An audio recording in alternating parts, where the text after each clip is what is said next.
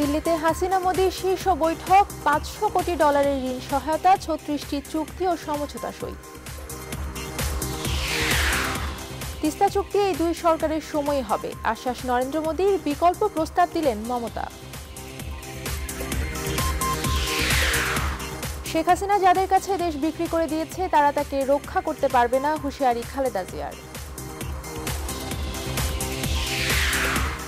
এবং পানির নিচে তলিয়ে গেছে হাওড় অঞ্চলের কয়েক হাজার হেক্টর জমির ফসল। পানি উন্নয়ন বোর্ডের গাফিলতিকেই দুষছেন কৃষকরা।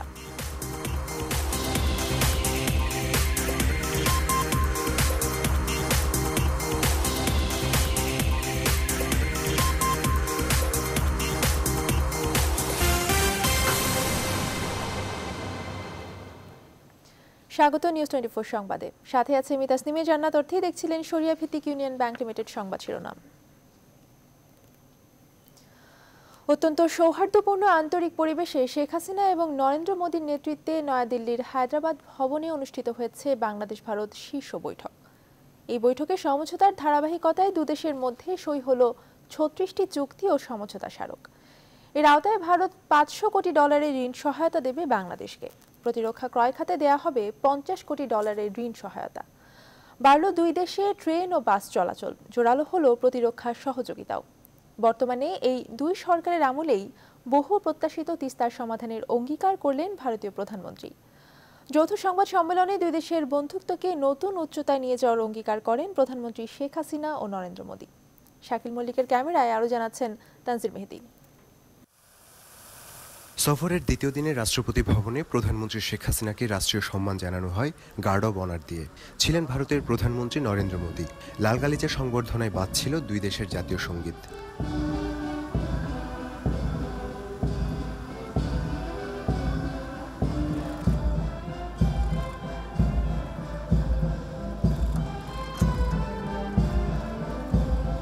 রাষ্ট্রপতি ভবন থেকে হায়দ্রাবাদ হাউস, দুই দেশের দুই প্রধানমন্ত্রী যোগ দেন বহুল প্রত্যাশার দ্বিপাক্ষিক বৈঠকে।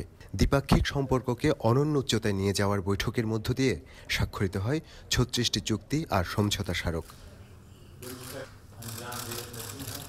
দুই প্রধানমন্ত্রী মিলিত হন যৌথ সংবাদ সম্মেলনে। বললেন, দুই দেশের অবিচ্ছেদ্য সম্পর্ক আরও শক্তিশালী হবে।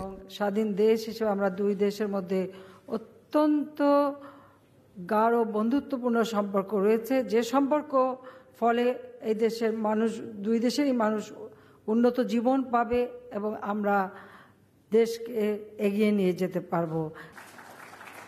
Your visit marks another সোনালী অধ্যায়, গোল্ডেন এরা। ভারতে আপনার এই সফর দুই দেশের মধ্যে সম্পর্কের আরেকটি সোনালী অধ্যায়ের সূচনা করেছে। আমাদের দুই দেশের এই ঐতিহাসিক সম্পর্ক এবং পারস্পরিক অর্জন আপনার সুদৃঢ় নেতৃত্বের প্রতি সুস্পষ্ট আস্থার প্রমাণ। And achievements in our partnership are a clear recognition. Hyderabad হাউসে বঙ্গবন্ধু শেখ মুজিবুর রহমানের অসমাপ্ত আত্মজীবনীর হিন্দি সংস্করণের মোড়ক উন্মোচন করেন দুই প্রধানমন্ত্রী। রাজঘাটে ভারতের জাতির জনক মহাত্মা গান্ধীর প্রতিও শ্রদ্ধা জানান প্রধানমন্ত্রী। আর সন্ধ্যায় ভারতের উপরাষ্ট্রপতি হামিদ আনসারির সাথে সৌজন্য সাক্ষাতের মধ্য দিয়ে শেখ হাসিনা শেষ করেন ভারতের দ্বিতীয় দিনের ব্যস্ত কর্মসূচি। মমতার দিল্লি আগমনের মধ্য দিয়ে প্রাণ পেয়েছিল তিস্তা ইস্যু, কিন্তু শেষ পর্যন্ত তিস্তা বাদ রেখে 22টি চুক্তি ও সমঝোতা স্মারকের সই করল ভারত বাংলাদেশ। তবে নরেন্দ্র মোদী বললেন, তার সরকারের মেয়াদে শেষ করা হবে তিস্তা চুক্তি। আরও একবার আশ্বাস নিয়ে থাকতে হলো বাংলাদেশকে। তানজির মেহেদি, নিউজ 24, নয়াদিল্লি, ভারত। শুরুতে বাংলাদেশ ও ভারতের মধ্যে 22টি চুক্তি ও সমঝোতা স্মারক সই হয়েছে বলে গণমাধ্যমকে জানানো হয়, কিন্তু শনিবার রাতে দিল্লিতে আনুষ্ঠানিক সংবাদ ব্রিফিংয়ে বাংলাদেশের পররাষ্ট্র সচিব শহীদুল হক জানান, 22টি নয় 36টি চুক্তি ও সমঝোতা স্মারক সই হয়েছে দুই দেশের মধ্যে। এ সময় তিনি আরও জানান, গণহত্যা দিবসের আন্তর্জাতিক স্বীকৃতি আদায়ের লড়াইয়ে বাংলাদেশের পাশে থাকবে ভারত। এই পর্যন্ত 36 MOU agreement, SOP, mutual understanding signed হয়েছে। 25শে মার্চকে আমরা গণ হত্যা বা জেনোসাইড দিবস হিসেবে ডিক্লেয়ার করেছি এবং এবার প্রথমবারের মতো ভারত সরকার এতে বাংলাদেশের এই গণহত্যা দিবসের রেকগনিশনের ব্যাপারে পুরো সমর্থন দেবেন বলে প্রাইম মিনিস্টার মোদি আমাদের প্রাইম মিনিস্টারকে নিশ্চিত করেছেন। দেশের বহুল কাঙ্ক্ষিত তিস্তা নদীর পানি বন্টন চুক্তির ব্যাপারে ভারতের প্রধানমন্ত্রী নরেন্দ্র মোদী বলেছেন, তিনি দৃঢ়ভাবে বিশ্বাস করেন দুদেশের বর্তমান সরকারই তিস্তা চুক্তির বিষয়টি দ্রুত সমাধান করতে পারবে। এমন আশার কথাই জানালেন প্রধানমন্ত্রী শেখ হাসিনাও। শনিবার দুপুরে নয়াদিল্লিতে দুই প্রধানমন্ত্রীর শীর্ষ বৈঠকের পর যৌথ সংবাদ সম্মেলনে তারা এইসব কথা বলেন। বিস্তারিত থাকছে আঙ্গুর নাহার মন্টির প্রতিবেদনে। দুপুরে নয়াদিল্লির হায়দ্রাবাদ হাউজে দুই প্রধানমন্ত্রীর শীর্ষ বৈঠকের পরে অনুষ্ঠিত যৌথ সংবাদ সম্মেলনে আর সবকিছুর বদলে যা নিয়েছিল উদ্বেগ তা অবশ্যই তিস্তা। সে কথা মাথায় রেখেই সুনির্দিষ্ট কোনো ঘোষণা না দিলেও শেখ হাসিনা ও নরেন্দ্র মোদী তা এড়িয়ে যাননি। তাই ভারতের প্রধানমন্ত্রী দৃঢ়তার সাথেই জানালেন, কেবলমাত্র তার ও শেখ হাসিনার সরকারই খুলতে পারবে তিস্তার জট। I assure you and the people of Bangladesh of our commitment and continuing efforts. I firmly believe that it is only my government and Excellency Sheikh Hasina, your government, that can and will find an early solution to Tista water sharing. এ সময় উপস্থিত ছিলেন পশ্চিমবঙ্গের মুখ্যমন্ত্রী মমতা ব্যানার্জিও। তিস্তার সুরাহা করতেই মমতাকে শীর্ষ বৈঠকের এই অনুষ্ঠানে আমন্ত্রণ জানান নরেন্দ্র মোদী। মমতাকে সামনে রেখে তিনি স্পষ্টই স্বীকার করেন, তিস্তা চুক্তি বাংলাদেশ ও ভারতের দ্বিপাক্ষিক সম্পর্কের ক্ষেত্রে গুরুত্বপূর্ণ। I am very happy that the Chief Minister of West Bengal is my honored guest today. I know that her feelings for Bangladesh are as warm as my own. প্রধানমন্ত্রী শেখ হাসিনা তার বক্তব্যে তিস্তা চুক্তি, গঙ্গা ব্যারাজ নির্মাণ এবং অভিন্ন নদীগুলোর পানি ব্যবস্থাপনার সমস্যা সমাধানে দ্রুত পদক্ষেপ নেওয়া হবে বলে আশা প্রকাশ করেন। We discussed the issues of water resources management, including sharing of water of common rivers, including Tista.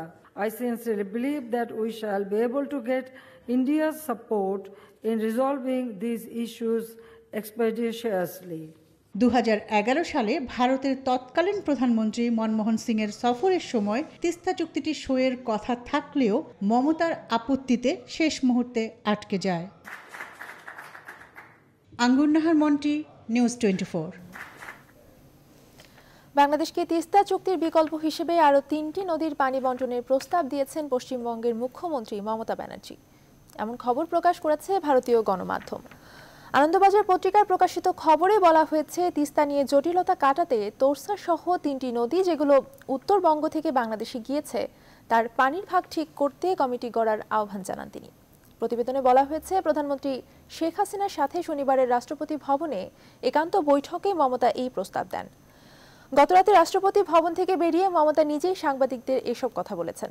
Mamata বলেন, তিস্তার পানি দিতে না পারার বিষয়টি নিয়ে বাংলাদেশের মানুষ যাতে ভুল না বোঝে সেজন্য পশ্চিমবঙ্গ থেকে বাংলাদেশে বিদ্যুৎ পাঠানোর প্রস্তাবও দিয়েছেন মুখ্যমন্ত্রী। প্রধানমন্ত্রী নরেন্দ্র মোদী মমতার এই প্রস্তাবে বেশ খুশি হয়ে সরকারি প্রস্তাব দিতে বলেন মমতাকে। এর পরপরই রাজ্যের কর্মকর্তাদের সাথে কথা বলে রাতেই সরকারিভাবে মোদীর কাছে এই প্রস্তাব জানিয়ে চিঠি লিখেছেন মমতা।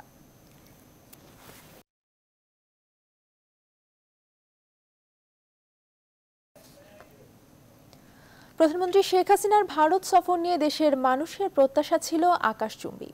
সফরের দ্বিতীয় দিনে গতকাল দুই দেশের শীর্ষ নেতাদের উপস্থিতিতে 36টি চুক্তি ও সমঝোতা স্মারক সই হয়েছে। এর মধ্য দিয়ে কি অর্জন করল বাংলাদেশ, প্রত্যাশা পূরণে কতটাই বা এগিয়ে গেল বর্তমান সরকার, সেই আলোচনা এখন সবখানি। অর্থনীতি ও যোগাযোগ খাতে করা এসব চুক্তি থেকে কতটা সুফল পাবে দেশের প্রত্যন্ত অঞ্চলের মানুষ, কতটাই বা দৃঢ় হবে গ্রামীণ অর্থনীতি, এসব জানাতে চট্টগ্রাম ও রাজশাহী থেকে আমাদের সঙ্গে যোগ দিচ্ছেন রিয়াজ হায়দার চৌধুরী এবং কাজী শাহেদ। প্রথমেই যোগ দিচ্ছেন চট্টগ্রাম থেকে রিয়াজ হায়দার চৌধুরী। রিয়াজ, প্রধানমন্ত্রীর এই সফরে কি পেলাম আমরা, কি ভাবছে চট্টগ্রামের মানুষ?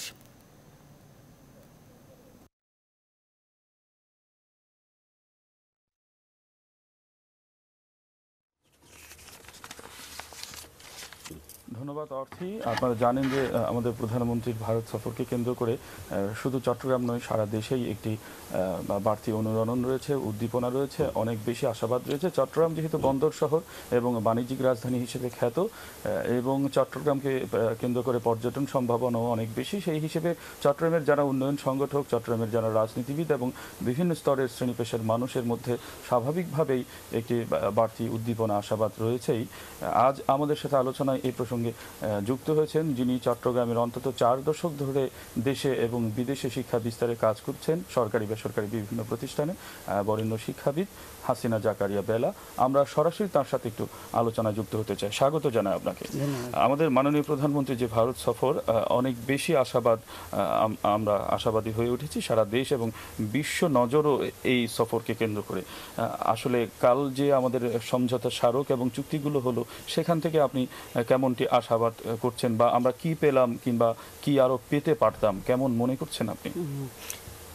হ্যাঁ, আসলে এটা তো খুবই ইতিবাচক ব্যাপার আমাদের জন্য, কারণ আমরা তো কি পেলাম কি পাবো অবশ্যই আমরা পেয়েছি এবং ভবিষ্যতে আরও পাবো, এবং পাবার জন্যই কিন্তু এটা হওয়া।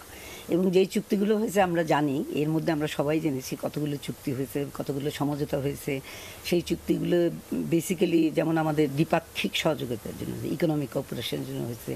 তারপরে আপনার পারমাণবিক যেগুলো আমাদের দরকার, স্পেস টেকনোলজি, যেগুলোর ব্যাপারে আমরা একটু পিছিয়ে আছি সেগুলোর ব্যাপারে। তারপরে যেমন আমাদের মুক্তিযুদ্ধের যে ব্যাপারটা এসছে, এবং আজকে অ্যাকচুয়ালি আমি আর আপনি এখানে বসে কথা বলছি, তাই না? কেন? এটা তো মুক্তিযুদ্ধের কারণেই একটা দেশ সার্বভৌম, আমরা একটা দেশ পেয়েছি, এবং সেটা পাওয়ার পেছনে কাদের ভূমিকা সবচেয়ে বেশি ছিল? নিশ্চয়ই আমেরিকার, রাশিয়ার ছিল না, ছিল কার? ভারতের। তাহলে আমাদেরকে এটাও চিন্তা করতে হবে যে আসলে ভারত কি আমাদের কেমন বন্ধু বা কেমন শত্রু। তো ভারত যদি বন্ধুই না হয়ে থাকতো তাহলে তো আমাদেরকে সেই সহযোগিতা সে দিত না। আজকে আমরা মাথা তুলে এখানে দাঁড়াতেও পারতাম না, আমরা সেই যে পরাধীন একটা জাতি হিসাবেই থাকতাম। তো সেদিক থেকে আমি মনে করি এটি একটি। আরেকটি বিষয়, যেই সমঝোতা, যেই চুক্তিগুলো আমরা কালকে থেকে একদম দেখতে পাচ্ছি, এখানে আরও অনেক জিনিস বেরিয়ে আসবে, অনেক জিনিস বেরিয়ে আসবে। এগুলো আমাদের অ্যাসেম্বলিতে যাবে, কথাবার্তা হবে। আর যে বিষয়টা নিয়ে বেশি হচ্ছে যে আমাদের অর্থনৈতিক যেই কোঅপারেশনের যেই পারস্পরিক যে সহযোগিতা, এটি তো অবশ্যই দরকার একেবারে। এবং বাংলাদেশকে এখন সাধারণত আমরা প্রায় শুনি যে বলা হয় যে আমরা নতজানু হয়ে যাচ্ছি, আমরা দেশ বিক্রি করে দিচ্ছি। আমার তো মনে হয় এখন দেশ বিক্রি করার কিছুই নাই আমাদের, কারণ আমরা এখন ইকোনমিক্যালি, আমি নিজেও একদম ইকোনমিক্সের ছাত্রী এবং উন্নয়ন অর্থনীতি আমি পড়াই, এবং যেখানে 6-7% গ্রোথ, এটা কিন্তু চারটিখানি কথা না। এবং সেই গ্রোথ নিয়ে এখন আমরা বটমলেস বাস্কেট নাই যে আমাকে মাথা নিচু করে দাঁড়াতে হবে, সুতরাং মাথা নিচু করেই দাঁড়িয়ে আছে আমাদের সরকার প্রধান। বা আমাদের যখন ইন্ডিয়াতে যায় বা বাইরে যায়, আপনি দেখেন পরিবেশের উপরে আমাদের সারা বিশ্বে বাংলাদেশের নামটা আজকে কোথায় গেছে। অর্থনৈতিকভাবে অনেকগুলো ক্ষেত্রে আমি বলছি না তাই বলে যে আমাদের একেবারেই 16 আনাই হয়ে গেছে। আমাদের আছে, যেমন রাজনীতিক আমাদের যেটা হলো অস্থিরতা আছে, আমাদের রাজনৈতিক যেই মেইন ইস্যুগুলোতে আমরা কখনো আজ পর্যন্ত এক হতে পারেনি। প্রাসঙ্গিকভাবে একটু জানতে চাই, কাল যে সমঝোতাগুলো হয়েছে এবং চুক্তি স্বাক্ষরের কথা বলা হচ্ছে, সেখানটায় আমাদের মাঠের বিরোধী দল বিএনপি দলীয়ভাবে তারা যে বক্তব্য দিয়েছেন, সেটিকে আপনি কিভাবে দেখছেন? তারা দেশ বিক্রি হয়ে গেছে বলছেন, কিংবা আমাদের সার্বভৌমত্ব ক্ষুণ্ণ হওয়ার পথে বলে বলছেন, এটিকে আপনি কিভাবে দেখছেন? না, আমি একটা জিনিস দেখি যে তারা যখন বিএনপি বা অন্যান্য যারাই বলেন, যারা যখন পাওয়ারে থাকে তখন কিন্তু দেশ বিক্রি হয় না। বা আমি যখন এলাম তখন আপনি বললেন যে দেশ বিক্রি হয়, এটা তো একটা পজিটিভ কোনো কাজের চিন্তাধারা হলো না। আর এটা খুব ইম্যাচিউর পলিটিক্যাল স্টেটমেন্ট আমি যেটা মনে করি। আপনি যখন কথা বলবেন তখন কিন্তু কথাটা আপনাকে দায়িত্ব নিয়ে বলতে হবে। হ্যাঁ, এবং বিএনপি একটা বিশাল দল, এবং সত্যি কথা বলতে কি বাংলাদেশের সবচেয়ে বেশি পাওয়ারে ছিল বিএনপি। তাহলে বিএনপি তখন করলো না কেন? আজকে তিস্তার পানি নিয়ে যেসব ন্যায্য বন্টন নিয়ে কথাগুলো হচ্ছে, বারবারই একটা কথা বলছে, তিস্তা না হলে এসব কোনো কিছুই হলো না। এটা তো কথা না। আপনি একটা জিনিস খেয়াল করেন যে কিছুদিন আগে আমাদের মমতা ব্যানার্জি কিন্তু তিস্তার ব্যাপারে গতবার কিন্তু অতটা পজিটিভ ছিল, কঠোর ছিল। এবং গতকালকে রাত্রে কি বললেন উনি বললেন না, নমনীয় তো হলোই, এবং একই সাথে উনি বললেন যে বিকল্প আরো 4টা নদীর কথা বললেন। তার অর্থ কি? উনি আসলেন না। আপনি আসলে আপনার সাথে কথা বলে তারপরে তো কাজ এগোবে। এখানে কূটনৈতিক ব্যাপার আছে, পারস্পরিক সম্পর্কের ব্যাপার আছে, সব কিছু মিলে হবে। আপনি চট জলদি গেলেন আর পট করে হয়ে গেল, এটা হয়? আর এটা না হলেই যে সমস্ত চুক্তি সব খারাপ হয়ে যাবে তা তো না। আপনি বলেন যে আমি যদি হতাম, অপোজিশনে থাকতাম, আমি এটা দেখতাম যে আসলে কদ্দূর আমরা অ্যাডভান্স হয়েছে, কদ্দূর আমরা এগোতে পেরেছি। কারণ এটা একদিনে হবে না। আপনি গঙ্গা চুক্তি দেখেন, আপনি ছিটমহল দেখেন, তারপরে আপনি সীমান্তের যে আমাদের ইয়েটা হলো এবার সেটা দেখেন, বন্দি বিনিময়, আমাদের অপরাধীরা বিনিময়, হ্যাঁ এটা হলো, তাই না?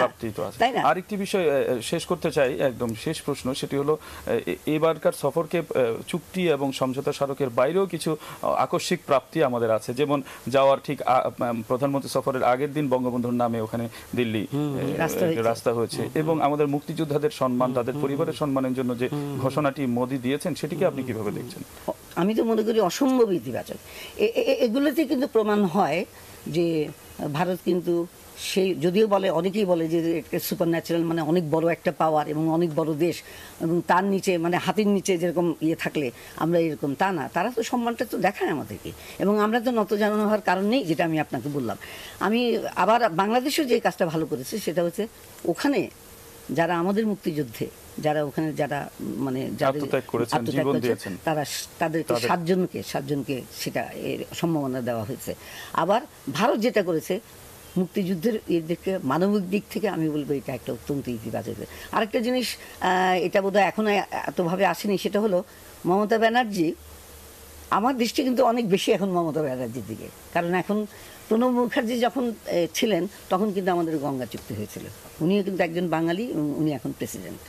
তখন মমতা ব্যানার্জি, এখন মমতা ব্যানার্জি উনি একজন বাঙালি, এখন তার হাতে হবে, তার দিকেই তাকিয়ে আছে। কিসের জন্য? তিস্তার পানি। নিঃসন্দেহে আমরা একটি সমাধানের পথ খুঁজে পাবো। ধন্যবাদ আপনাকে। প্রিয় দর্শক, এতক্ষণ আমরা চট্টগ্রামের মানুষের প্রত্যাশার কথা বলছিলাম। আমাদের আসলে সাধু স্বার্থের মাঝখানে একটি সমন্বয় হতে চলেছে। নিঃসন্দেহে আমরা আমাদের কাঙ্ক্ষিত লক্ষ্যে পৌঁছব। প্রিয় দর্শক, এতক্ষণ শুনছিলাম হাসিনা জাকারিয়া বেলা, যিনি অন্তত 4 দশক ধরে দেশে বিদেশে শিক্ষার্থীদের পড়িয়েছেন এবং নিজে নানা শিক্ষা খ্যাতি অর্জন করেছেন। আমরা এখন ফিরে যেতে পারি আমাদের কেন্দ্রীয় স্টুডিওতে। ধন্যবাদ অর্থী। রিয়াজ, আপনাকে ধন্যবাদ। দর্শক, এবারে রাজশাহী থেকে আমাদের সঙ্গে যোগ দিচ্ছেন সহকর্মী কাজী শাহেদ। শাহেদ, তিস্তা চুক্তি না হলেও এক ধরনের আশার সঞ্চার করেছে প্রধানমন্ত্রীর এই সফর। কি ভাবছে উত্তরের মানুষ?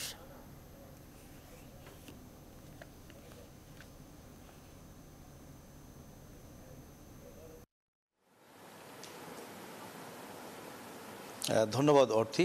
প্রধানমন্ত্রীর ভারত সফর নিয়ে উত্তরাঞ্চলের মানুষের প্রত্যাশাটা অনেক বেশি ছিল যে এবার হয়তো তিস্তার জট খুলতে পারে। যদিও দুই সরকারের পক্ষ থেকেই কিন্তু বলা হয়েছে যে এই দুই সরকারের মধ্যেই কিন্তু এই তিস্তার জট খুলবে। নরেন্দ্র মোদী, ভারতের প্রধানমন্ত্রী, যিনি এমনটি আশাবাদ ব্যক্ত করেছেন। তো রাজশাহীর মানুষও এবং উত্তরাঞ্চলের মানুষও সেই প্রত্যাশাটাই রাখে। তো আমরা এই নিয়ে একটু আলোচনা করতে চাই। আমাদের সঙ্গে আজকে যোগ দিয়েছেন রাজশাহী বিশ্ববিদ্যালয়ের আন্তর্জাতিক সম্পর্ক বিভাগের চেয়ারম্যান অধ্যাপক আবুল কাশেম। তা স্যার, আপনাকে স্বাগত জানাই। তো শুরুতে যে বিষয়টি জানতে চাই যে গতকাল 36টি সমঝোতা এবং চুক্তি স্বাক্ষর হয়েছে। আপনি যদি আপনার দৃষ্টিকোণ থেকে বলেন যে বাংলাদেশের অর্জনটা কি? ধন্যবাদ। বাংলাদেশ হচ্ছে ভারতের এবং ভারত বাংলাদেশের ট্রাস্টেড ডিপ্লোম্যাটিক ফ্রেন্ড, এবং আমি বলি সেটা হলো যে একটা দারুণ ঐতিহাসিকতা আছে। অতএব বাংলাদেশের যে এই প্রধানমন্ত্রী পর্যায়ের যে ভিজিট ভারতে, সেটা খুবই গুরুত্বপূর্ণ এবং একটা নেক্সট হাইটে নিয়ে গেছে এই রিলেশনকে। এখানে যদি বলা যায় তাহলে বলা যাবে যে কালকে পর্যন্ত 22টি এগ্রিমেন্ট এবং 22টি মানে 4টি এগ্রিমেন্ট এবং 22টি MOU এর কথা বলা হয়েছিল। এখন আজকে পর্যন্ত 36টির কথা বলা হচ্ছে আর কি। আমরা যদি দেখি তাহলে দেখব যে ভারতের কাছ থেকে ভারত আমাদেরকে $4.5 বিলিয়ন ডলার ক্রেডিট দেবে, এবং এই ক্রেডিট থেকে আমাদের ইনফ্রাস্ট্রাকচার বিল্ডিংয়ের ক্ষেত্রে খুব গুরুত্বপূর্ণ ব্যাপার আছে। যেমন ধরেন এগুলো বিভিন্ন প্রজেক্টে এগুলো ব্যয় হবে, port construction, railways, roads, airports, power and energy, telecommunication, shipping, এই সমস্ত ব্যাপারে। আরও $500 বিলিয়ন মানে 500 মিলিয়ন ডলার এটা ভারত দেবে এবং এটা ডিফেন্স প্রকিউরমেন্টের জন্য এটা মানে নেবে এবং তারা এইটা লোন আকারে দেবে এবং আমরা তাদের কাছ থেকে ডিফেন্স প্রকিউরমেন্ট বা আমাদের সমরাস্ত্র ক্রয় করার জন্য বলা হয়েছে। তাছাড়াও অনেকগুলো এমওইউ স্বাক্ষর হয়েছে, এগুলো খুবই গুরুত্বপূর্ণ, বিশেষ করে কানেক্টিভিটির ক্ষেত্রে মানে এটা হয়েছে। তারপরে একটা গুরুত্বপূর্ণ বিষয় বলা হয়েছে যে জুডিশিয়াল সেক্টরে যেহেতু মানে বাংলাদেশ এবং ভারতের কমিউনালিটি খুব বেশি, ওই কারণে এর আগে কোনো সময় ছিল না। জুডিশিয়াল সেক্টরে ট্রেনিং এবং বাংলাদেশের ক্যাপাসিটি বিল্ডিংয়ের ক্ষেত্রে ভারত খুব গুরুত্বপূর্ণ অবদান রাখতে পারে এবং এ ব্যাপারে আমি স্যার একটু আপনার কাছে জানতে চাই যে তিস্তা নিয়ে এই অঞ্চলের মানুষের অনেক প্রত্যাশা ছিল, তো দুই দেশের সরকারই একটি কথা বলেছে যে এই সরকারের সময়ে, তাদের দুই সরকারের সময়ে এটি আলোর মুখ দেখবে, এরকম একটি আশ্বাস দিয়েছেন। আর মমতা বন্দ্যোপাধ্যায় ইতিমধ্যে বলেছেন যে শুধু তিস্তায় নয়, আরও 4টি নদীকে নিয়ে তিনি আরেকটি প্রস্তাবনা দিয়েছেন। এটিকে আসলে আপনি কিভাবে দেখেন? তিস্তার ব্যাপারটি বাংলাদেশের মানুষের জন্য একটা আবেগ বলা যায়। তিস্তা বা আন্তর্জাতিক নদীর পানি এগুলো ভারতের সেন্ট্রাল গভর্নমেন্টের বিষয়, কিন্তু ভারত কোনো সময় সংশ্লিষ্ট যে প্রদেশ, সেই প্রদেশকে অ্যান্টাগোনাইজ করে ভারতের যে ফেডারালিজম সেই নিয়ম এবং নীতি মেনে চলে, তাতে সংশ্লিষ্ট যে প্রদেশ তাকে অ্যান্টাগোনাইজ করে সিদ্ধান্ত গ্রহণ করে না। এই কারণে মানে বারবার মানে গত কংগ্রেস সরকারের আমল থেকেই ভারতের পশ্চিমবঙ্গের যিনি মুখ্যমন্ত্রী মমতা ব্যানার্জির অবজেকশনের কারণে তিস্তা চুক্তিটা হয়নি এবং এবারও হয়নি, কিন্তু তিস্তা নিয়ে আলোচনা হয়েছে। গতকাল যে জয়েন্ট স্টেটমেন্ট বেরিয়েছে আর কি মিনিস্ট্রি অফ এক্সটার্নাল অ্যাফেয়ার্স থেকে, তার 40 নম্বর পয়েন্টে এই ব্যাপারে সুস্পষ্টভাবে বলা হয়েছে যে যত তাড়াতাড়ি পারা যায় তিস্তার ব্যাপারে খুব একটা দ্রুত সিদ্ধান্ত গ্রহণ করতে হবে, একটা এগ্রিমেন্ট হবে। এবং এই তিস্তা ছাড়াও আরও 7টি নদীর, আন্তর্জাতিক নদীর পানি শেয়ারিংয়ের জন্যে আলোচনা চলছে। সংশ্লিষ্ট কর্মকর্তাদেরকে দুই প্রধানমন্ত্রী নির্দেশ দিয়েছেন যে এই 7টি নদীর পানি শেয়ারিংয়ের ব্যাপারে কত তাড়াতাড়ি কনক্লুশনে আসা যায় এ ব্যাপারে সিদ্ধান্ত গ্রহণ করার জন্য এটা বলেছেন। কিন্তু তিস্তাটা আছেই বলেছেন, বিশেষ করে নরেন্দ্র মোদী বলেছেন যে ভারতের যে সমস্ত স্টেক হোল্ডার আছেন এ ব্যাপারে, বিশেষ করে তিনি সম্ভবত ইন্ডিকেট করেছেন, ভারত ইন্ডিকেট করেছে মমতা ব্যানার্জিকে, এবং এই স্টেক হোল্ডারদের সাথে কথা বলে খুব দ্রুত এই মানে একটা সমাধানে এই তিস্তা নদীর ব্যাপারে আসবে বলে দৃঢ় আশাবাদ ব্যক্ত করেছে। মমতা ব্যানার্জির অবজেকশন সত্ত্বেও তাকে মানে কনফিডেন্সে নিয়েই মোদী সরকার মানে নরেন্দ্র মোদী এই কাজটা করতে চান এবং তিনি দৃঢ়ভাবে আশাবাদ ব্যক্ত করেছেন এবং কমিটমেন্ট দিয়েছেন বাংলাদেশের প্রধানমন্ত্রীকে। আমরা এতে কতটা আশাবাদী হতে পারি? দেখুন, ডিপ্লোম্যাসিতে সাকসেস একটা জিনিস, কিন্তু ফেইলিওর কোনো জিনিস না। সাকসেস অর্জন করার জন্য আমরা প্রচেষ্টা চালাই, মানে সাকসেসফুল হওয়ার জন্য আমরা অনবরত প্রচেষ্টা চালিয়ে যাব, এটাই ঠিক। কিন্তু আমরা কোনো ফেলিওর হইনি। এটা যে তিস্তার ব্যাপারটিকে আবারও মানে বাইল্যাটারাল সামিটে তুলে ধরা, এটা আমাদের জন্য একটা বড় অর্জন। যে তিস্তাটা যে মানে তারা উপেক্ষা করছে তা নয়, তিস্তার পানি শেয়ারিংয়ের ব্যাপারটা তারাও ফিল করছে, কিন্তু তাদের একটি স্টেক হোল্ডারের কারণে এইটা মানে চুক্তিটা তারা করতে পারছে না। এই স্টেক হোল্ডারকে রাজি করাতে পারলেই আমার মনে হয় যে খুব দ্রুত এটা হবে। আমরা মানে বাংলাদেশের মানুষকে আশাবাদ ব্যক্ত করতেই হবে যে তিস্তা একদিন না একদিন হবে, এবং যত তাড়াতাড়ি হয় সেটা বাংলাদেশের জন্য মঙ্গল, এবং ভারত বাংলাদেশ সম্পর্কের ক্ষেত্রেও খুব গুরুত্বপূর্ণ একটা মানে কাঁটা অপসারিত হবে। এই তিস্তার নদীর যদি পানি চুক্তিটা হয় তাহলে সেইটা অপসারিত হবে বলে আমি মনে করি। ধন্যবাদ জনাব আবুল কাশেম আমাদের সঙ্গে আলোচনায় যোগ দেওয়ার জন্য। আমরাও প্রত্যাশা রাখি যে খুব শীঘ্রই তিস্তার জট খুলবে এবং তিস্তা চুক্তি আলোর মুখ দেখবে। অর্থী রাজশাহী বিশ্ববিদ্যালয়ের আন্তর্জাতিক সম্পর্ক বিভাগের চেয়ারম্যান অধ্যাপক আবুল কাশেম আমাদের সঙ্গে আজকে আলোচনায় যোগ দিয়েছিলেন। আমরা প্রত্যাশা রাখি যে খুব শীঘ্রই তিস্তার জটও খুলবে এবং তিস্তা চুক্তি আলোর মুখ দেখবে। অর্থী, এই ছিল আজকের আলোচনা রাজশাহী থেকে। শাহেদ, আপনাকে ধন্যবাদ। দর্শক, চট্টগ্রাম এবং রাজশাহী থেকে আমাদের সঙ্গে যোগ দিয়েছিলেন রিয়াজ হায়দার এবং কাজী শাহেদ। এদিকে সরকারের প্রতি হুঁশিয়ারি উচ্চারণ করে বিএনপি চেয়ারপারসন খালেদা জিয়া বলেছেন, পৃথিবীতে কেউ দেশের সার্বভৌমত্ব বিক্রি করে রক্ষা পায়নি, শেখ হাসিনাও রক্ষা পাবে না। শনিবার রাতে বিএনপি চেয়ারপারসনের গুলশান কার্যালয়ে নিহত ছাত্রদল নেতা নুরুল আলম নুরুর পরিবারকে সমবেদনা আর্থিক সহায়তা প্রদান অনুষ্ঠানে খালেদা জিয়া এসব কথা বলেন। তিনি বলেন, বর্তমান সরকার ক্ষমতায় থাকার স্বপ্ন পূরণ করতে চাইছেন। তারা দেশের কিছুই রাখেনি, সব বিক্রি করে দিয়েছে। সরকারের এই অন্যায়ের বিরুদ্ধে সময় আসলেই জনগণ জেগে উঠবে।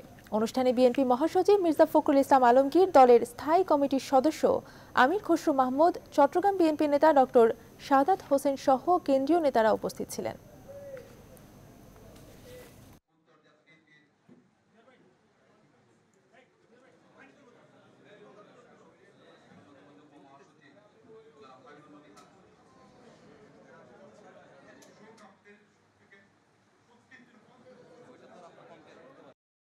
আজীবন ক্ষমতায় থাকার স্বপ্নের জন্য সে এর মধ্যে অনেক কাজ করেছে, এখনো এই দেশের কিছুই রাখেনি, সবই বিক্রি করেছে। আরো বোধহয় বাকি যেটা আছে সেটাও বিক্রি করে আসবে।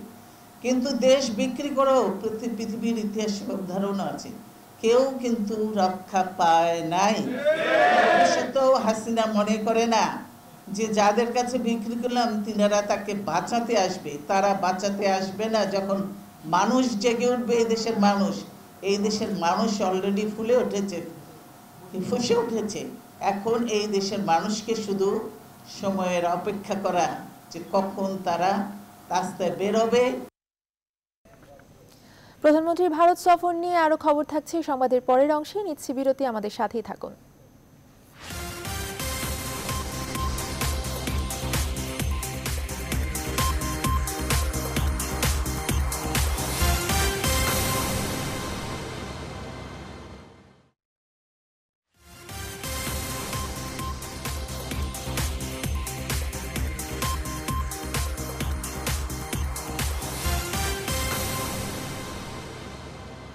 আবারও স্বাগত, দেখছেন নিউজ 24 সংবাদ। খুলনা কলকাতা ট্রেন চালুর মধ্য দিয়ে বাংলাদেশ ভারত যোগাযোগের নতুন দ্বার উন্মোচন হলো। শনিবার ভারতের রাজধানী দিল্লিতে ভিডিও কনফারেন্সের মাধ্যমে ট্রেনটির উদ্বোধন করেন দুই দেশের প্রধানমন্ত্রী। একই সাথে পণ্য পরিবহনের জন্য অন্য একটি ট্রেন ও ঢাকা খুলনা কলকাতা নতুন একটি বাস সার্ভিসেরও উদ্বোধন করা হয়েছে। খুলনা থেকে শামসুজ্জামান শাহিনের প্রতিবেদন, জানাচ্ছেন হাসান কামরুল। ব্রিটিশ শাসন আমলে 1884 সালে প্রথম চালু হয় খুলনা কলকাতা ট্রেন সার্ভিস, কিন্তু 1965 সালে ভারত পাকিস্তান যুদ্ধের জের ধরে বন্ধ হয়ে যায় সেটা। প্রায় অর্ধশত বছর পর আবার চালু হলো সেই সেবা। শনিবার সকালে মৈত্রী এক্সপ্রেস 2 নামের ট্রেনটি খুলনা থেকে যাত্রা শুরু করে যশোর হয়ে বেনাপোলে যায়। দিল্লি থেকে ভিডিও কনফারেন্সে নতুন এই ট্রেন উদ্বোধন করেন বাংলাদেশের প্রধানমন্ত্রী শেখ হাসিনা ও ভারতের প্রধানমন্ত্রী নরেন্দ্র মোদী।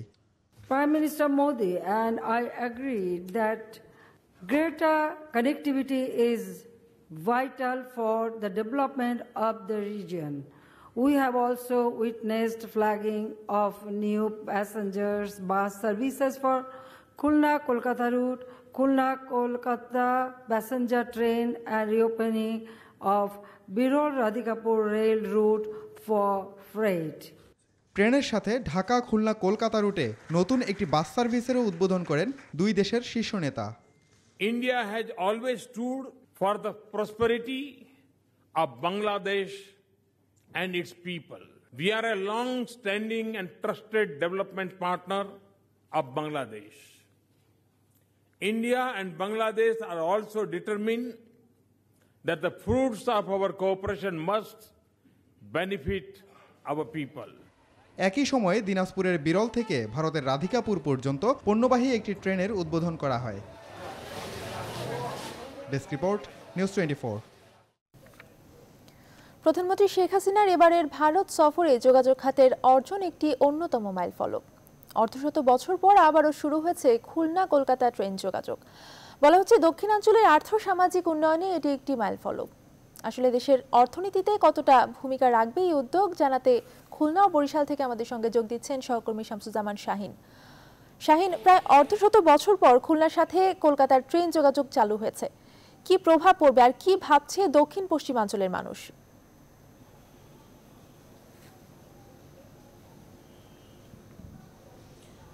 ধন্যবাদ অর্থী।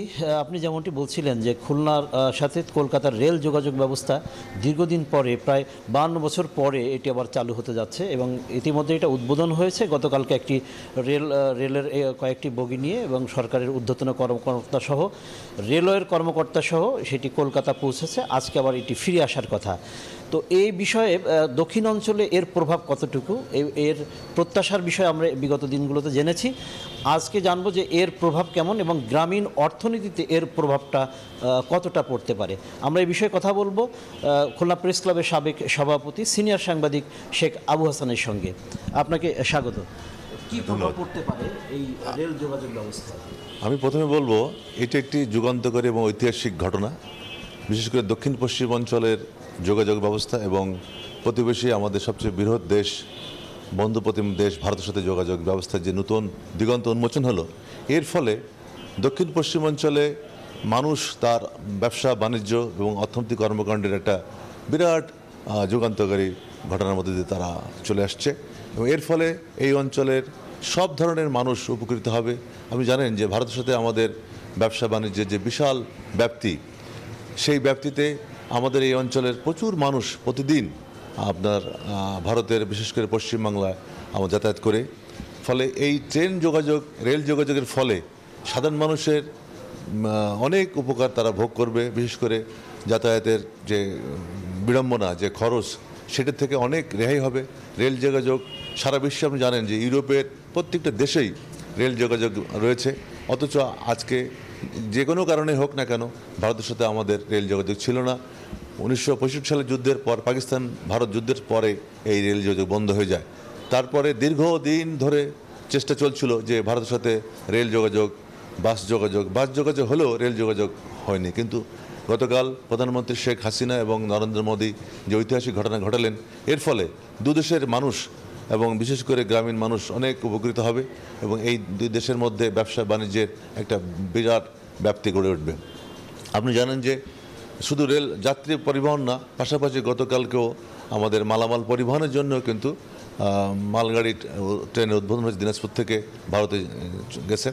ফলে এই যে দেশে দেশে যে কানেক্টিভিটি, এবং আজকে বহু আগে হওয়া ছিল, তারপরে দেরিতে হলো, আমাদের এই অঞ্চলের মানুষ অত্যন্ত আনন্দিত। আমাদের প্রত্যাশা ছিল যে রেল যোগাযোগটা দ্রুত ঘটুক, সেটা ঘটেছে।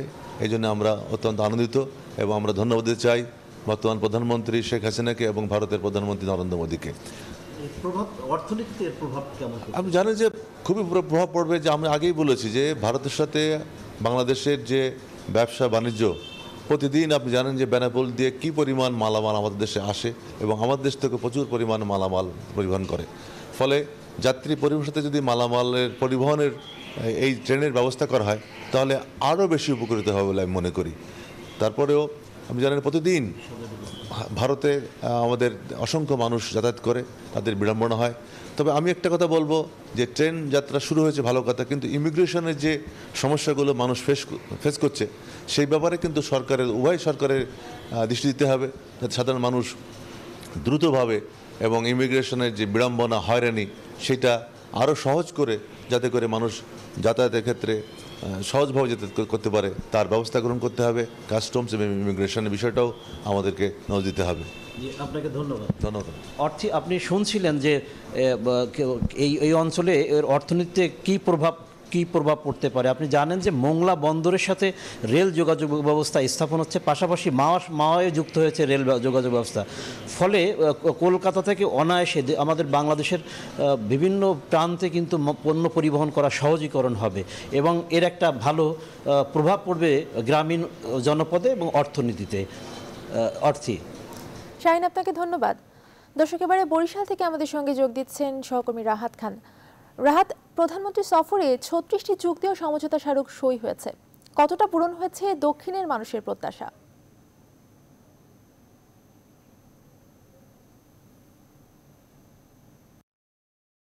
আপনি জানেন যে মাননীয় প্রধানমন্ত্রীর 4 দিনের ভারত সফরের আগে থেকেই নানামুখী আলোচনা হয়েছে। তো এসব আলোচনার মধ্যে সবথেকে গুরুত্ব যেটি পেয়েছিল বা আমরা যেটি প্রত্যাশা করেছিলাম, সারা দেশের মতো দক্ষিণাঞ্চলের মানুষও প্রত্যাশা করেছিল যে তিস্তা সহ ভারতের সাথে যে অভিন্ন 54টি নদী রয়েছে সেই নদীর যে পানির ন্যায্য হিস্সা কিংবা প্রবাহ নিয়ে মূলত আমাদের প্রত্যাশা ছিল। গতকাল যে 36টি চুক্তি কিংবা সমঝোতা স্বাক্ষর হয়েছে তার মধ্যে কিন্তু তিস্তা চুক্তি আসলে হয়নি কিংবা অন্যান্য নদীর বিষয়ে কোনো ফয়সালা হয়নি। আসলে সার্বিক মাননীয় প্রধানমন্ত্রীর ভারত সফরে আমাদের অর্জন কি, এসব বিষয়ে আমরা সার্বিক বিষয়ে কথা বলবো বরিশাল বিশ্ববিদ্যালয়ের মৃত্তিকা ও পরিবেশ বিজ্ঞান বিভাগের চেয়ারম্যান, জীববিজ্ঞান অনুষদের ডিন, সহযোগী অধ্যাপক ডক্টর মোহাম্মদ হাসিনুর রহমানের সাথে। ডক্টর মোহাম্মদ হাসিনুর রহমান, আপনি জানেন যে মাননীয় প্রধানমন্ত্রীর 4 দিনের সফরে গতকাল দ্বিতীয় দিনে 36টি চুক্তি এবং সমঝোতা স্মারক স্বাক্ষর হয়েছে। তো আপনি একজন পরিবেশবিদ বটে, আপনার দৃষ্টিতে আসলে এই চুক্তিতে আসলে এর মাধ্যমে আমরা কি পেলাম? ধন্যবাদ। আমরা সবাই জানি যে মাননীয় প্রধানমন্ত্রী এখন ভারতে আছেন এবং তার উদ্যোগে আমরা নানামুখী চুক্তি স্বাক্ষর করার জন্য ওখানে আছি এবং ইতিমধ্যেই অনেকগুলো চুক্তি স্বাক্ষরিত হয়েছে।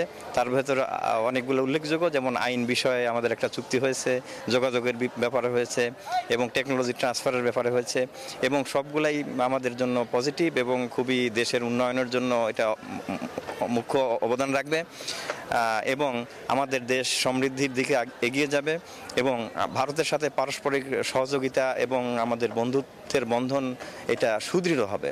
তবে আমাদের বাংলাদেশের মানুষ আমরা যেটা চেয়েছিলাম যে এবারেই হয়তো তিস্তা সহ অন্যান্য নদীর বিষয়ে আমাদের একটা চুক্তির সিদ্ধান্তে উপনীত হবে, কিন্তু আমরা কালকে খবরে দেখেছি যে না, আমাদের তিস্তা চুক্তি এখনও এটা হয়নি। এটা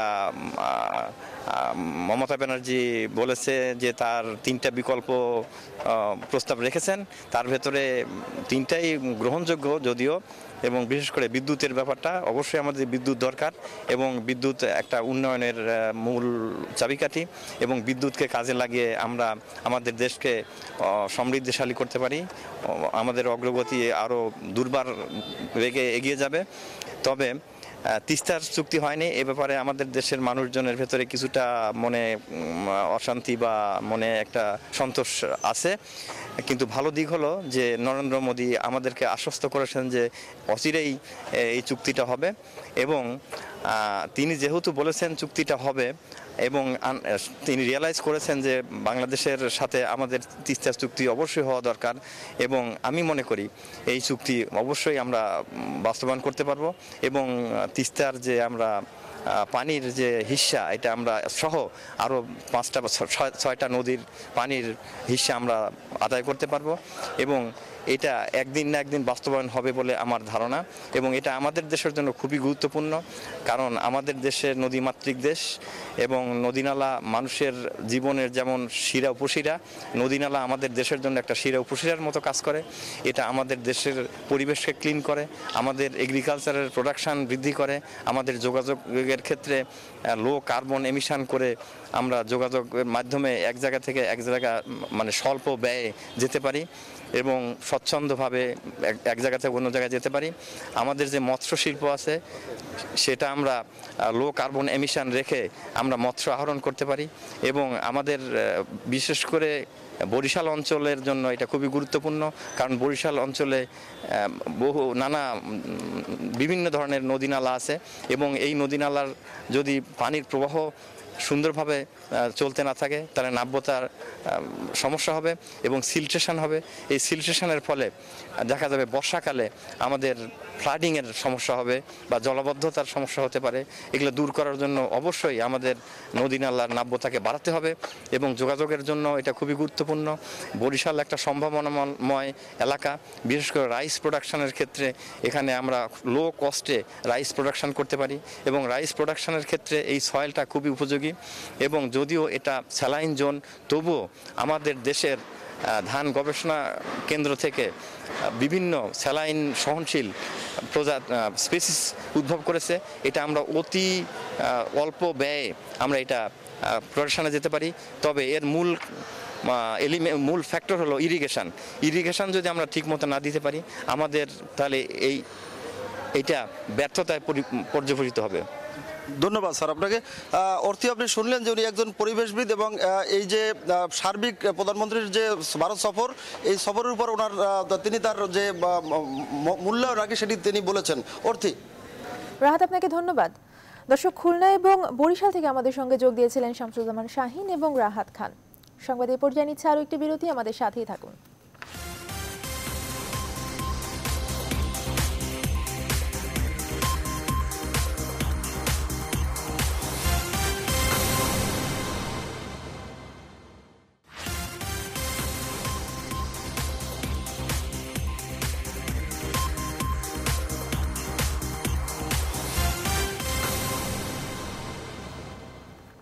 আবারও স্বাগত, দেখছেন নিউজ 24 সংবাদ। পাহাড়ি ঢলে হবিগঞ্জের হাওর অঞ্চলে পানির নিচে তলিয়ে রয়েছে কয়েক হাজার হেক্টর জমির বড় ফসল। সময় মতো বাদ না দেওয়ায় এসব জমি তলিয়ে গেছে বলে মনে করছে কৃষকরা। এজন্য পানি উন্নয়ন বোর্ডের গাফিলতিকেই দায়ী করছে তারা। হবিগঞ্জ প্রতিনিধি শ্রীকান্ত গোপের পাঠানো তথ্যচিত্রে দেখুন ডেস্ক রিপোর্ট। বৃষ্টি ও পাহাড়ি ঢলে হবিগঞ্জে সবচেয়ে বেশি ক্ষতি হয়েছে আজমেরীগঞ্জ ও বানিয়াচংয়ে। এই দুটি উপজেলায় বাঁধ ভেঙে তলিয়ে গেছে 20,000 হেক্টর জমির ফসল। কৃষকদের অভিযোগ, বাঁধ মেরামতের জন্য কয়েক কোটি টাকা বরাদ্দ থাকলেও পানি উন্নয়ন বোর্ড সময় মতো সংস্কার কাজ করেনি।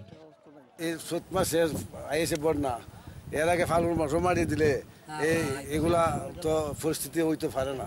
ওয়াবদা সঠিক সময়ে কাজ না করাতে এইগুলা এফেক্ট হইতেছে আপনার। এদিকে নতুন করে যাতে ফসলি জমি তলিয়ে না যায় সেজন্য স্বেচ্ছাশ্রমে বাঁধ দিচ্ছে এলাকাবাসী। পানি উন্নয়ন বোর্ডের কোনো সদস্য এখানে আসে নাই, আমরা চেয়ারম্যান সাহেবের নিয়ে আমরা এখানে কাজ করতেছি। সময় মতো এই বেড়িবাঁধটা দিলে আমরা অনেক উন্নত হইতে পারি, আর আমরা এই হাজার হাজার মন ধান নষ্ট হয় না, আমরা বাঁচতে পারি। এখন বর্তমানে এই এলাকার 7 নম্বর ওয়ার্ড এবং 6 নম্বর ওয়ার্ডের সকল জনগণ অক্লান্ত পরিশ্রম করে এই 5 দিন যাবৎ মেঘে বৃষ্টি রোদ্রে স্বেচ্ছাশ্রমের ভিত্তিতে এই বাঁধটাকে রক্ষণাবেক্ষণ করে রাখতেছে। এ অবস্থায় ক্ষতিগ্রস্ত কৃষকদের পুনর্বাসনের দাবি জানিয়েছেন স্থানীয় সংসদ সদস্য।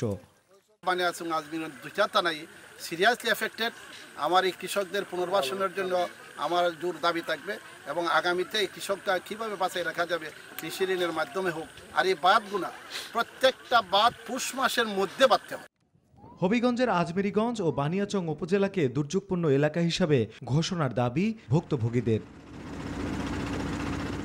Desk report, news 24। কিশোরগঞ্জের হাওড়ে চলছে অকাল বন্যায় ক্ষতিগ্রস্ত কৃষকদের আহাজারি। বন্যায় তলিয়ে গেছে হাজারো হেক্টর জমির বোরো ধান। তার উপর রয়েছে ঋণ পরিশোধের দুশ্চিন্তা। এমন পরিস্থিতিতে বন্যা কবলিত এলাকাকে দুর্গত এলাকা ঘোষণার দাবি জনপ্রতিনিধিদের।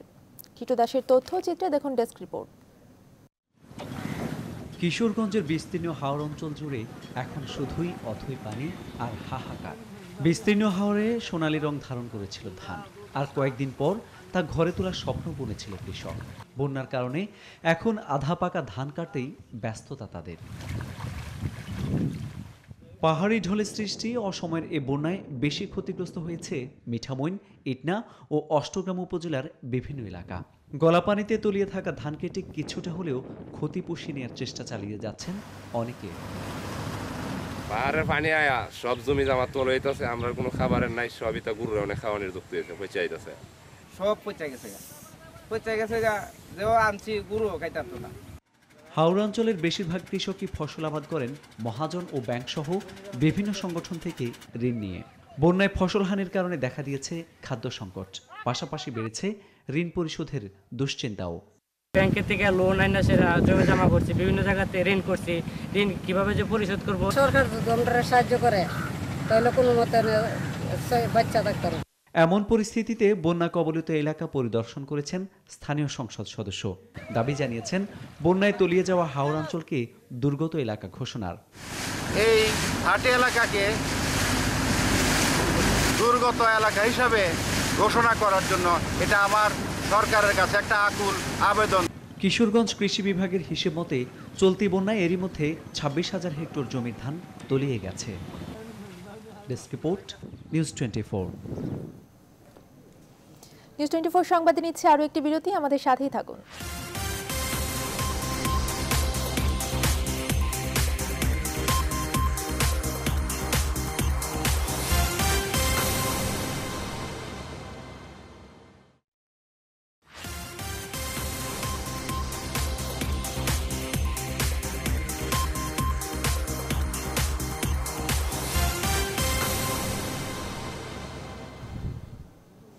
আবারও স্বাগত, দেখছেন নিউজ 24 সংবাদ।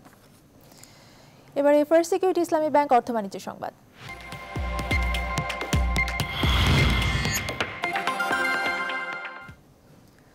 অবশেষে গ্যাস, বিদ্যুৎ ও পানির সংযোগ বিচ্ছিন্ন করা হলো হাজারীবাগের চামড়া কারখানাগুলোর। পরিবেশ অধিদপ্তরের মহাপরিচালকের নেতৃত্বে বেশ কয়েকটি টিম সকাল 9টার পর থেকে সংযোগ বিচ্ছিন্নের এ কাজে অংশ নেয়।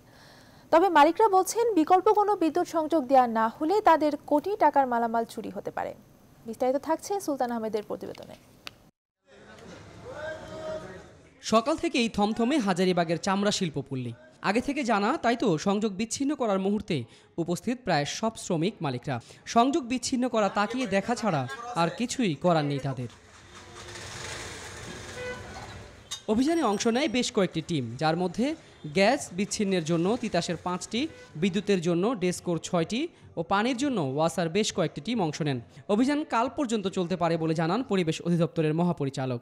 এই কার্যক্রমগুলো এখন পরিচালনা করতে যেয়ে যত সময়ের মধ্যে করা সম্ভব, যদি আমরা চেষ্টা করব আজকে না হলেও কালকের মধ্যেই আমরা আশা করি যে দুপুরের পূর্বেই এই কাজগুলো শেষ করতে পারব। বিচ্ছিন্ন করার সময় কোনো অপ্রীতিকর পরিস্থিতি তৈরি হয়নি, তবে মালিক পক্ষের আশঙ্কা, বিদ্যুতের বিকল্প লাইন না দিলে তাদের মালামাল চুরি হতে পারে। এখানে প্রায় 100 কোটি টাকার মালামাল আছে, 300 স্টাফ আছে, আমরা অন্ধকারে কিভাবে থাকবো, মালামালের কিভাবে সিকিউরিটি হবে? সেই তৃতীয় শক্তির উদ্দেশ্যে আসলে বাস্তবায়ন হইল। তা আমরা তো ধরেন আমরা ধ্বংস হয়ে গেলাম প্রায়, আমাদের এই ব্যবসা শুরু করতে আবার কতদিন লাগবে আমরা ঠিক বুঝতে পারতেছি না। এদিকে হঠাৎ কাজ বন্ধ হওয়ায় চাকরি নিয়ে অনিশ্চয়তায় পড়েছেন শ্রমিকরা। আমরা মহিলারা এখন যে আমাকে ফ্যাক্টরি যে বন্ধ করে দিল, তো আমরা মহিলারা কেমনে চলবো? এইখানে 20-25 বছরের শ্রমিক আছে, হ্যাঁ, কাজ করতে করতে অনেকে বৃদ্ধ হয়ে গেছে, কিন্তু এখন আর কোথাও যাওয়ার মনে সুযোগ নাই। 1954 সালে পাকিস্তান সরকার আমলে নারায়ণগঞ্জ থেকে হাজারীবাগে স্থানান্তরিত হয়েছিল আলোচিত গুরুত্বপূর্ণ এই শিল্পটি। সরকার বহু প্রচেষ্টার পর অবশেষে আদালতের রায়ে এই হাজারীবাগ থেকে ট্যানারি সরানোর কাজটি সফলভাবে সম্পন্ন করতে যাচ্ছে পরিবেশ অধিদপ্তর। পরিবেশবিদরা বলছেন, এর ফলে একদিকে বুড়িগঙ্গা নদী বাঁচবে দূষণ থেকে, অন্যদিকে ঢাকা নগরী হবে দূষণমুক্ত। সুলতান আহমেদ, নিউজ 24, ঢাকা। সংবাদ শেষ করব, তার আগে শিরোনামগুলো জানিয়ে দিচ্ছি আরও একবার।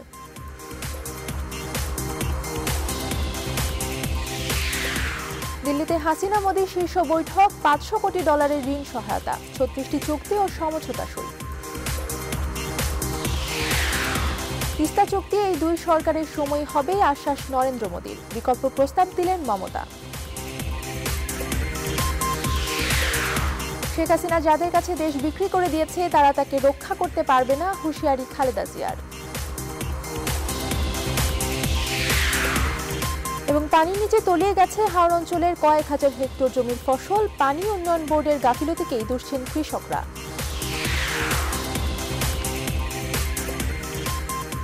এই ছিল এখনকার আয়োজন। এতক্ষণ সাথে থাকার জন্য সবাইকে ধন্যবাদ।